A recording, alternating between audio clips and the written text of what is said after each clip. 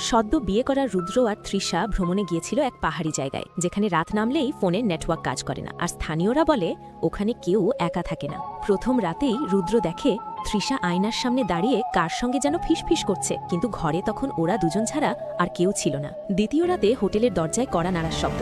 দরজা খুলে কেউ নেই, শুধু ভেজা পায়ের ছাপ, যা ঘরের ভেতরের দিকেই ঢুকে গেছে। পরদিন সকালে তৃষাকে পাওয়া যায় পাহাড়ের ধারে অচেতন অবস্থায়। ডাক্তার বলল শরীরে কোনো আঘাত নেই, কিন্তু ও যেন ভয়েই মারা গেছে। সব শেষ করে রুদ্র একা বাড়ি ফিরে আসে, কিন্তু রাত হলেই সে শোনে ঠিক তৃষার গলার স্বর, তুমি আমাকে রেখে এলে কেন?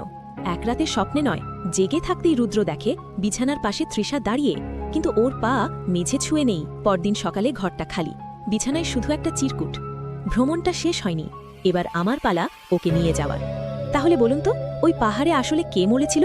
গল্পটা যদি ভালো লেগে থাকে লাইক দিন, আর ফান টিউন বাংলাকে সাবস্ক্রাইব করুন, কারণ এমন গল্প আমরা নিয়ে আসি প্রতিদিন।